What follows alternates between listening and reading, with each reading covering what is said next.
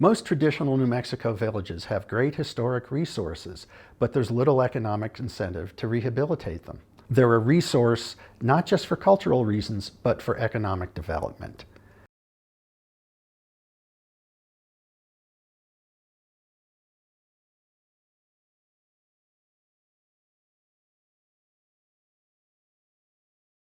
As originally enacted, the current state cultural properties tax credit is a credit against up to $50,000 in eligible expenses for a 50% state income tax credit.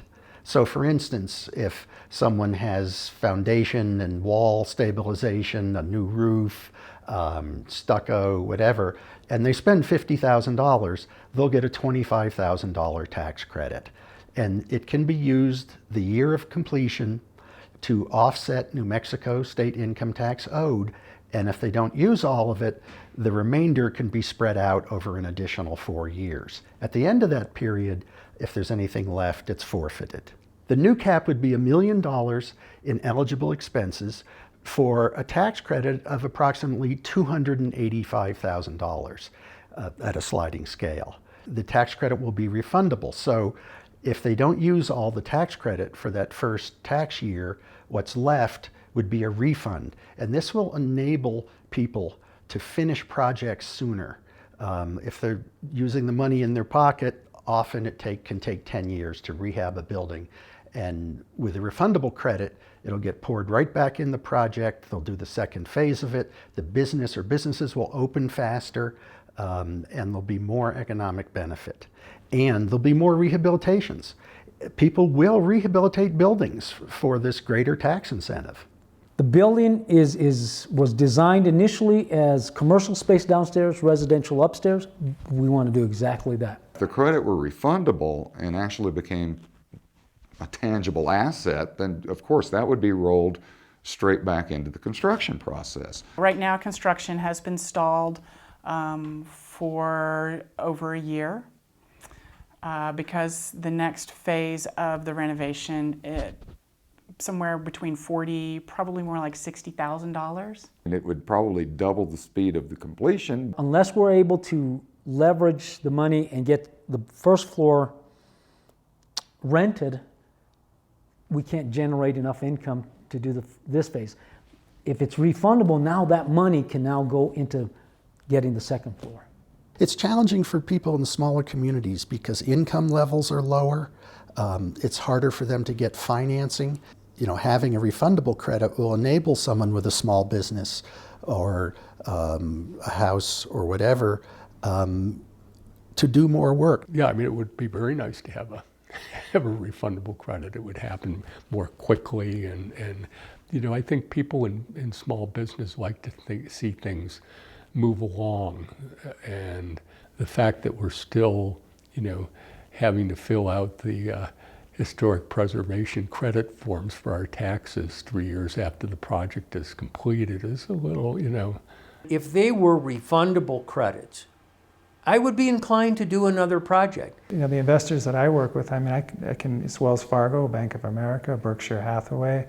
Raising the cap would appeal to owners of moderate to large businesses, to developers, because it allows for a credit on up to $1 million of rehab expenses. So we expect to see projects anywhere from $100,000 to $2 million occurring in these business districts around the state.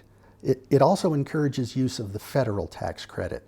States that have robust state tax credit programs have the highest percentage of federal tax credit investment. Well, the Hotel Clovis was, I think, construction costs were about $8.5, $9 million, almost $10 million.